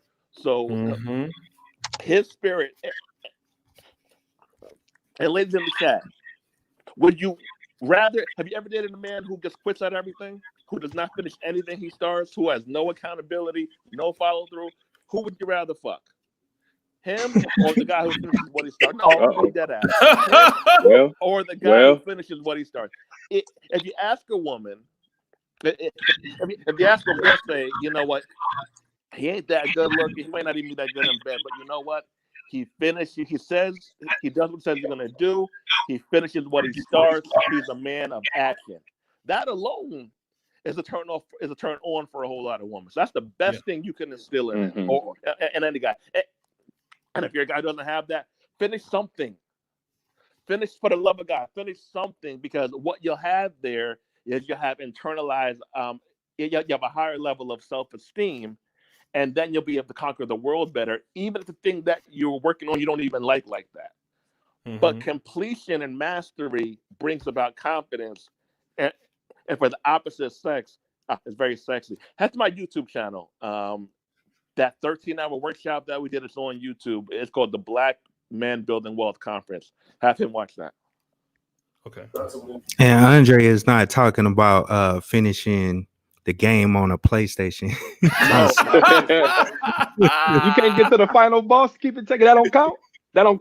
Nah, so the final boss don't count. The final boss don't count. Let me, brother Antoine, go ahead and give you if you can answer this question here on the screen. I'll certainly answer that question. Is how do you motivate a young man without killing his spirit? And I would say something as simple as this: just not appreciating their achievements. And I think that certainly will kill somebody's motivation if they don't see that they're getting recognition for the things that they do that is good, even if it's the smallest things, such as making their bed. I think about it from the standpoint of my kids and how they're being raised today. And a lot of the stuff that, my wife is a homeschool teacher, and, she teaches all the hard skills. But the biggest thing that they're learning today is really the soft skills, right? Is how to continue to, maintain discipline, how to make sure that you're doing the things that's right, getting up in the morning and making your bed. And if they don't see themselves being appreciated for those little things, they're not going to move on to bigger things. And here's what I say. I think the guys in the on this panel, man, all brilliant guys, hit on some really good topics, and a lot of it is around quitting and stuff like that. But I'm going to give a personal story here, and it's one of me making mistakes throughout my life, and hoping that this resonates with somebody within the chat here today. So what I would say is this: is life will give you second chances, but it's what you do with that second chance that counts. We're always going to screw up something in life if we're trying. And I'm going to just talk about a scenario where I was a young guy who was pretty intelligent going into high school. And in my 9th grade year, I focused just on books. And I have an older brother who was a year older than I am. good looking guy, a lot better good looking than I am. And we're in Orangeburg, so Dr. D. So I don't know if you know where Orangeburg Wilkinson is, but that was the high school I went to. So, in my 9th grade year, I didn't get the attention that I saw my brother was getting. He was like senior superlative, had all the girls and all this other stuff, right? And I started to want to explore being part of the cool group like my brother. A lot of the folks within, classes younger than me or older than me used to call me alien, right? Oh, alien. I walk into the classroom, right? They'd be like, alien, that's Clark's brother. He's an alien. But long story short, I got into wanting to attract attention from girls. So I switched up the way how I dressed. I kind of switched up the way how I talked. And going into my 10th grade year, I was a completely different person. I started to hang out with people who were a little bit older, people who smoke a little bit of weed. I started to miss a lot of time out of classes, out of my medical terminology class. I missed about 17 days. Walked into one of my my Algebra 2 class, and the teacher that was my Algebra 1 teacher, where I was an A student, said, Antoine, something changed. Something changed about you at the time. And I just remember her saying that. She said, whatever you're doing, if you don't get back on track, you're not going to graduate. And that message resonated with me. And during that time, I was playing football, and I remember my coach pushing us one practice, and we were on like the 6th game out of 8. We had lost 4 and only had one. We were going into that 6th game, whatever it was, and he pushed us really hard. He pushed me because I missed a couple assignments in the game. So after the practice, I quit. I wasn't one of the only ones. One of my other friends, he was a center. He was a white dude. He quit as well too, right? And I got into the car the next day to go drop my sisters off with my mom. And my coach, he was the principal at the middle school. So he comes to the car and he says, Antoine, you're not quitting, are you? You can't do this. And I just didn't pay him attention. My mom really listened to him, but she kind of did not. And she said, this is your decision that you're going to make. And one of the things that I just remember him saying to me was like, Antoine, this may be the worst decision that you ever make in your life. And the fact that the team went on and won those last 2 games was very, very hurtful. And not only that, I came back to school. Everybody saw me as a quitter. My girl got taken during that time too, because she started dating one of the, the guy on the basketball team that was the star. So I was in a bad shape, right? I'm like, this is high school. So, my mom took a job in Madison, Wisconsin. I had an opportunity to stay in Orangeburg, South Carolina, going into my junior year, and or I had a chance to go. And I made the decision to leave. My mom suggested that I do leave. And on the way up there, I just said to her, this is going to be a new start for me. And she said, son, life gives you second chances, but it's what you do with those second chances that really count. And going into my junior year, obviously I was a star on the football team. I was surrounded around people that really was influencing my behaviors from a leadership standpoint, around families that were put together, around people who saw no quit and no option for people to quit. Right. My mom, she was a single mom. There was no way that she was going to be like, boy, you're not going to quit, because there wasn't any male influence that was going to help her do that. The guy who quit on the team with me was a white guy. His father made him go back out and apologize to the coach the next day. Where he had that male figure in his life, I didn't have that male figure in my life. But when I went to Madison, I did have an uncle that really helped with that. And he was the millionaire that I was telling you guys about. But anyway, he really became that positive role model in my life. And to this day, I can tell you this, me quitting during that time, I've never quit anything again in my life, even when I thought that I probably should. Being on the road for 287 days out of the year on projects, traveling to Mexico, traveling here and there, feeling like, I don't have a life at all while everybody else is having a good time. When I take a step back out of it, I say this, you know what results that came from out of that? Me being a well-known person in the company that I'm working for and making President's Club. So you're right. It's about no quitting, but it's also about, having people that is who understands that mentality as well. So you really have to surround yourself with people who are doing better, people who are on a positive track, man. And I just wanted to say that to the folks here within the chat that you've done some things before in your life. Just don't continue to repeat those things. Matter of fact, if it's something that you disapprove of, don't do it again. Don't do it again, and hold yourself accountable to that. So I just wanted to drop that story in there, guys. No, I definitely Great story. agree. It's a great story. Yeah. Anybody else or? Yeah. I have a couple of 2 cents piece. As well as sharing comeback or triumph stories. I told you this before, and I said on the channel. I was labeled as having a learning disability in school, and I actually don't think it was because of my academic performance. I think it was because of my stuttering. So all throughout my life, I thought that I was inferior mentally. But what I realized is I had a kind of a chip on my shoulder from the academic system. Hence, 4 years out of college, I got a freaking house. 5 years, I got a freaking at a high school, I have a house. So I'm 23 with 2 houses, 24 with a house and a business, and I haven't had a job since I was 27 years old. And I conquered other things in life, which felt great, but that whole mean feeling academically inferior bothered me. I made a woman.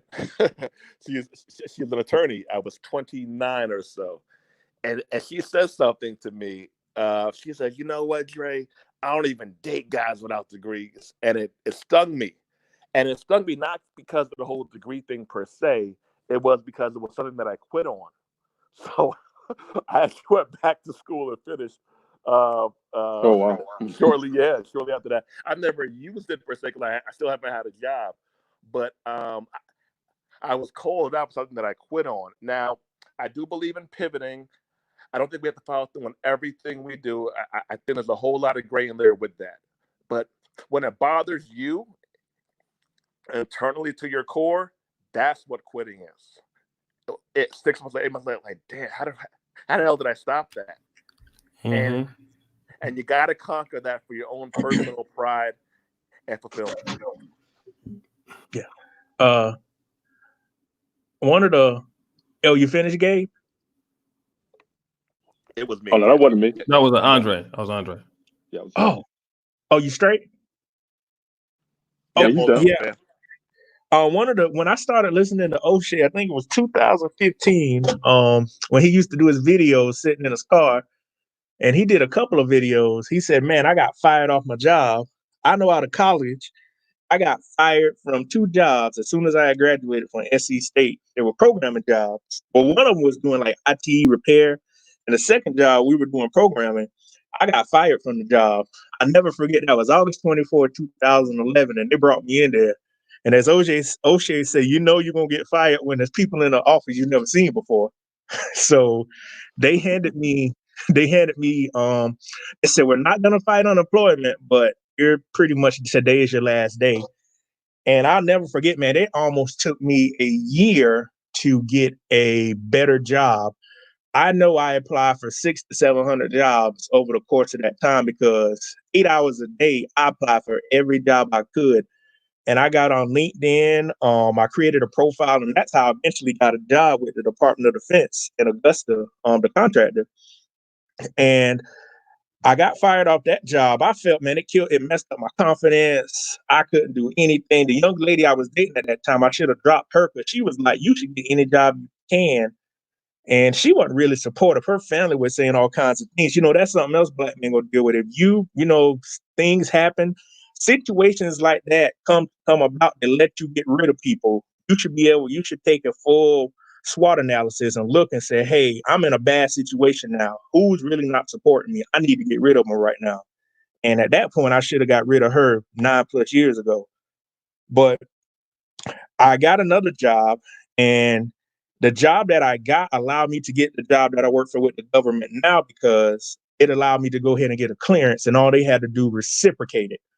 The thing is that I'm telling about this story. Sometimes when things happen bad, it's not always a bad thing. And when you look back on it, it's sometimes the best thing to ever happen, because hindsight is 2020. You'll look back and say, if I hadn't have got fired, I probably would have been stuck like those people before, because I looked at O'Shea's video a bunch of times to where he said getting fired was the best thing that ever happened to him. And now this is 9 years plus. God knows how my life would have turned out if I would never have gotten fired. I just couldn't pick up on the stuff. It wasn't from a lack of motivation. The job just wasn't for me. And sometimes things happens to take you out of the situation and get you 20 steps ahead of everybody else. So that's just my tidbit to throw in the back end and say, hey, sometimes things happen. At the moment, it seems like the worst thing, but give it a couple of years, it could be the best thing that ever happened to you. Yeah, absolutely. You kind of want to build on a couple of points that you brothers were saying. And I'll be quick here.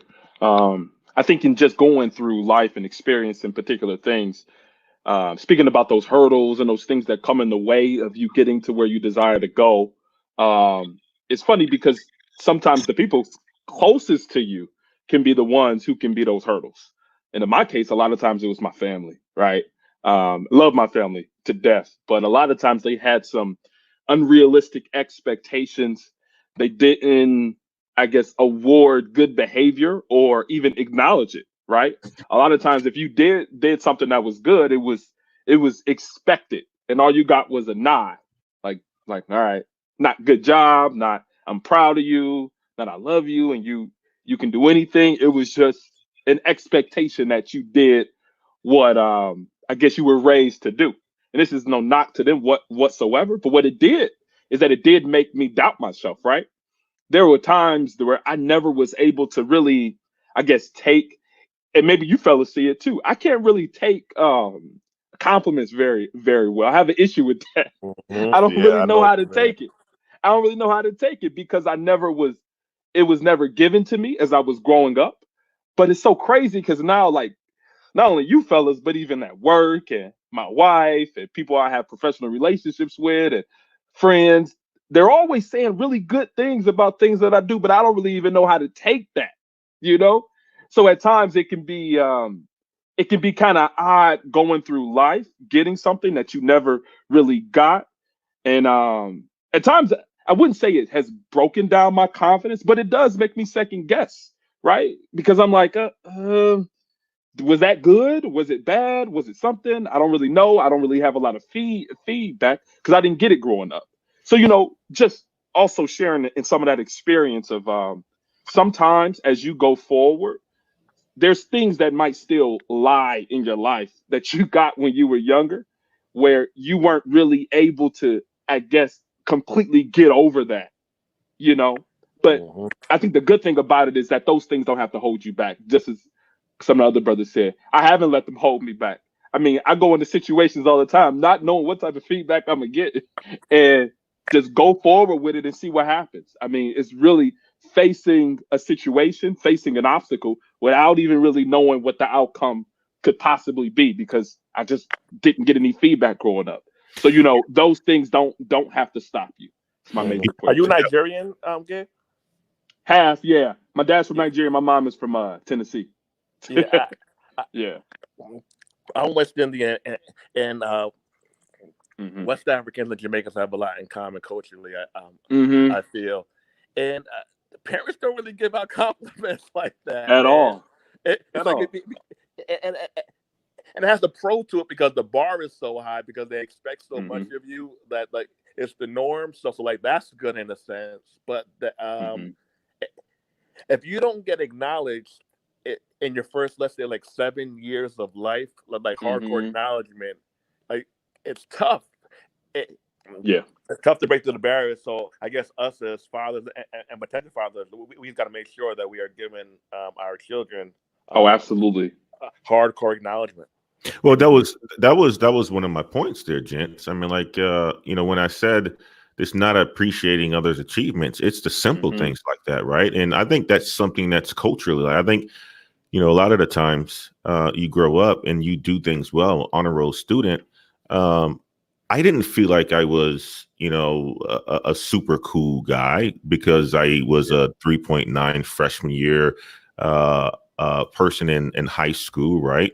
I didn't get that sort of accolades or, obviously honor roll and stuff like that. And mom is always happy, but it wasn't just always acknowledging those achievements to where when I grew up, and even to this day, like you said, Gabe, is you still are trying to figure out what your strengths are. You get put into positions a lot of the time, and you're like, damn, like, how am I able to make this stuff happen? It seems so easy for us, but also at the same time, it's so difficult because then we have to, really do some self-exploration to figure out exactly what it is that's so unique about us that makes us continue to shoot up throughout life, right? And I think a lot of that comes down to just not being appreciated as a younger person. And when you start to get it, it seems awkward.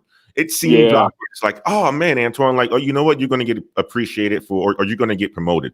It's like, damn, like, why am I getting promoted to one country? Yep. Like, what's so good about me? I'm like, babe, like, tell me what's so good about the work that I do. And then you start to talk to people, and then you really start to see, the qualities about yourself, but you're not going to get that unless you do that self-exploration piece of it, man. Yeah. But you're right. Yep. It starts at a young age. And when you are exposed to families that do teach their kids and appreciate them at a younger age, they feel like they could conquer the world. You get jealous. Their confidence is on. My wife grew up like jealous, that, right? Man. Like, it is.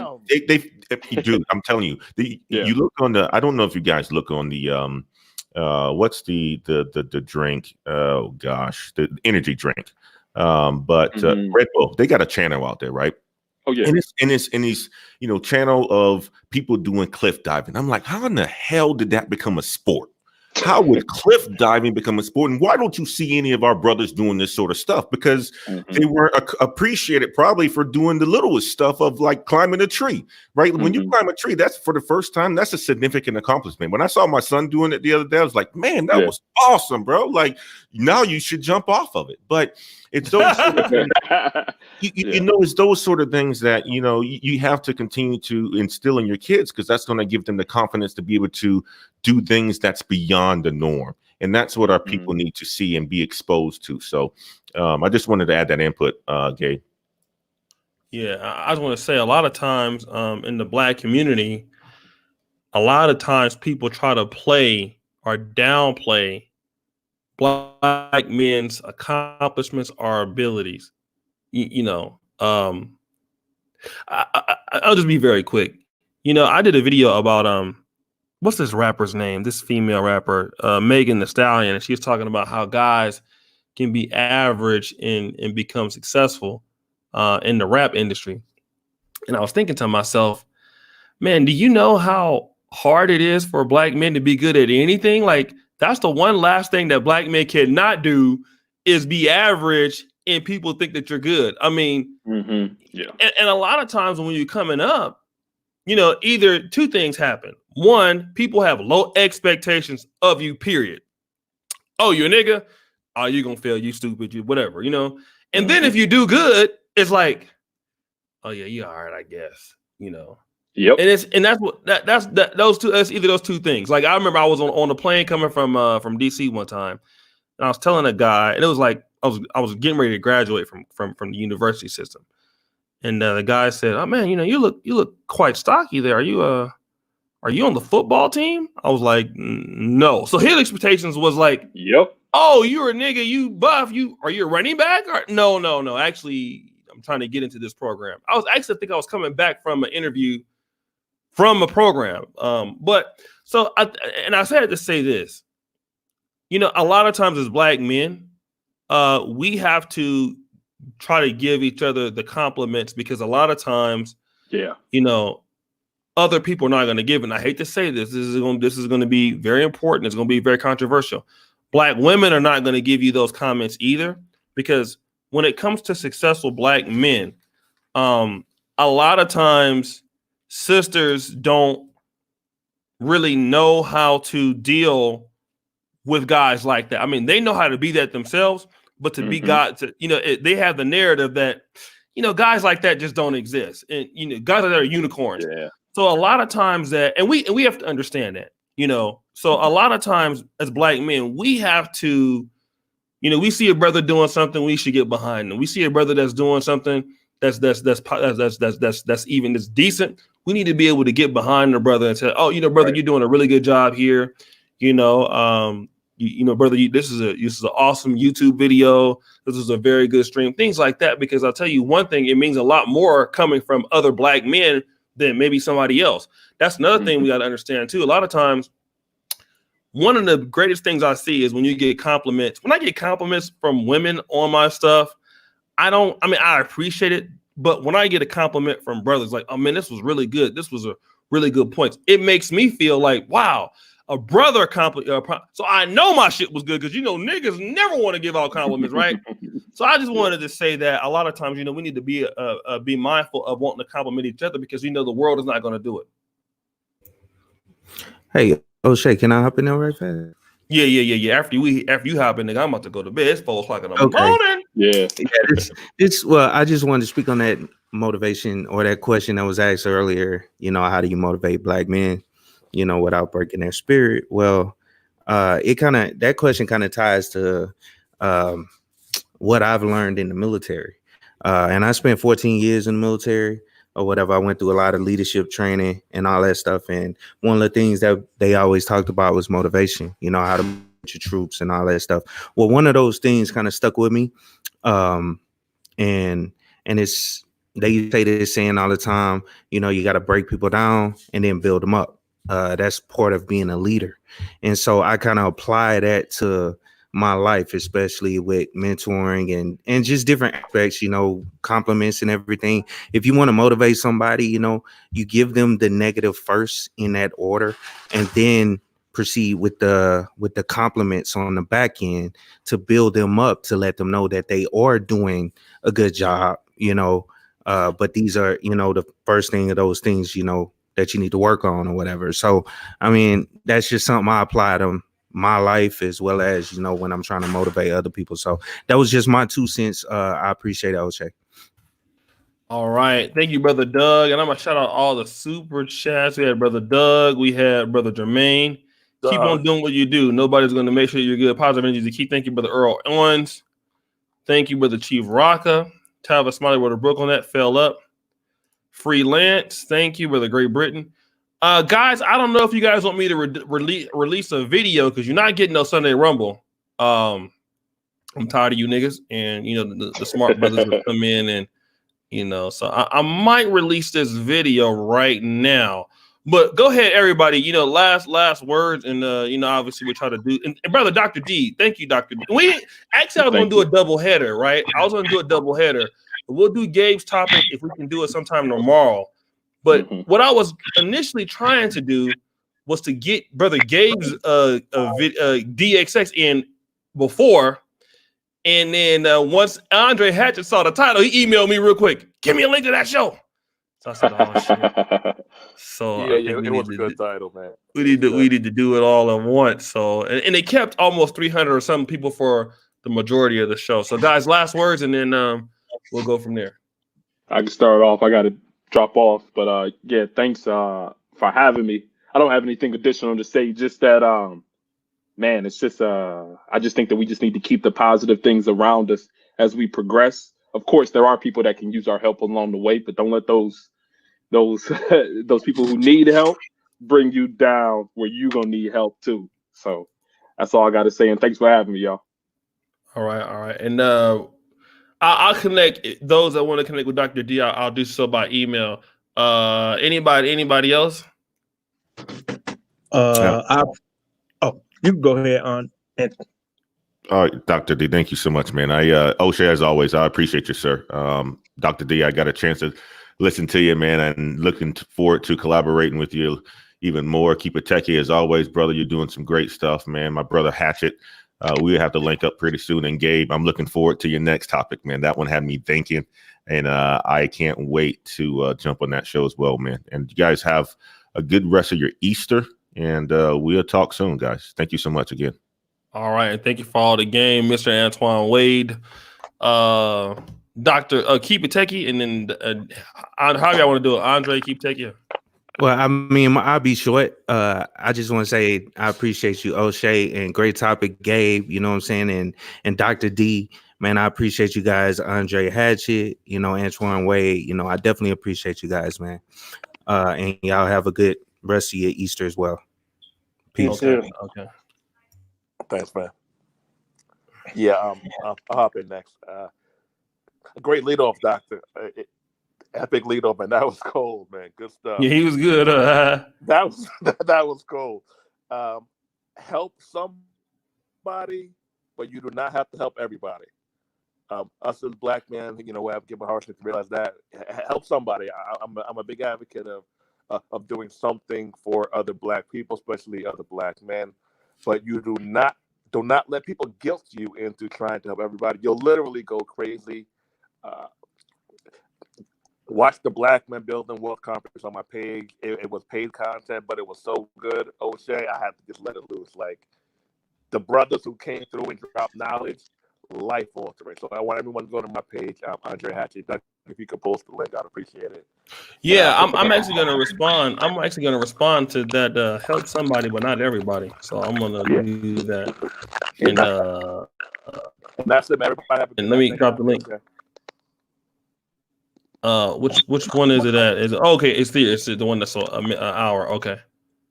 All right. And then guys, don't leave yet, because I'm gonna promote my next stream, nigga. Dr. D, man, thank you so much. Go ahead and let them know, player. Oh, I appreciate it, O'Shea. I know I was bugging you trying to get on and stuff, but man, I like to just promote stuff that helps out Black men, because I'm a Black man myself, and whatever I could do to try to help out, I'll try to do that. But yeah, you probably won't hear from me for a couple of weeks, man. I thought I was going to offend on Sunday. I thought I was going to offend on Sunday. One of these cats on my damn committee, man, talking about you need to change all this. So I'm going to spend all week, man, correcting my dissertation so I can defend this bitch before the end of the month. I am tired of looking at this damn thing. I know that's right. So, brother, thank you so much. You really set it up. I want to tell guys, I do have a celebrity junk with Jeannie Mai. She did. Now, brothers, I want y'all to hear this. She did tell Black men that like white men were better than Black men at one point, even though she's married to getting ready to get married to Young Jeezy. So for all of you interracial guys out there, you know, you might want to check this one out. Like I said, I think Young Jeezy is a little bit off cold on this one, because the lady came out and said, I typically don't fuck with Black men. I just think they're good for sex. And now that she 40-something, here come you niggas saving her, you know. So I had to get on y'all. But I want y'all to come and watch this, because, again, you know, a lot of times, this is why these brothers come on here. We're trying to break these stereotypes off of us, brother. And one of the stereotypes is that, you know, Black men ain't good for nothing but just some side dick, and they can't lead, can't do nothing. So, you know, I want you guys to click on the link and listen to what she actually had to say. Now, I know I'm kind of running this a little late, but yeah, but Black women say the same thing. They do, but it's worse when somebody says it out of the race. You know, it's actually, you know, it's one thing when you have the stereotype, but when somebody else give it to you that ain't Black, that's a bigger problem, right? So let's go ahead, guys. I will run the episode if we get like 30 guys waiting. So if you want to come to my new stream, it's here on the O'Shea Duke Jackson channel. Click on the link that's going to the next premiere. And if I'm not gonna premiere my good videos if you niggas ain't gonna come watch it. So let's see, we got 6 waiting. Oh, you niggas. Well, anybody that want to get in contact with me, O'Shea, just send them my way. LAR Movement sent somebody my way. I got to do a stream with them at 9:30. So do you have my email? Just forward it to them. Are you going on LAR tonight? No, LAR and I did a stream last week. It was pretty good. Yeah. I know about that. No. Somebody else. All right, I'll send. Yeah, okay. I'm on somebody else. I'll send anybody your way, brother. Yeah, I appreciate it, O'Shea. Have a good one, man. Okay, peace out, brother. So, guys, what I want to do is go to the new stream. Shout out to Dr. D. we want to go ahead there and check it out. It's a good video. I am going to premiere it right now. So let me go ahead and do that. I don't know, YouTube bitch ass, they might fucking demonetize this shit, but let me do this. So we're going to go ahead and premiere it right now, brothers. And probably as soon as I premiere this motherfucker, here they gonna kind of demonetize my shit. I know these niggas gonna do this shit because they have some fuck shit. Boom! All right, so the stream is gonna start right now on my other channel. So everybody go over there. I appreciate you, brothers. Thank you. Guys, I'm working real hard to basically I'm working real hard to, give as much diversity as I can to the platform. I've been working real hard this month. I work hard every month, right? But to bring in the content, I'm trying to do that. So I thank you, brothers. Go ahead and click this link below. And it says, hold on a second. It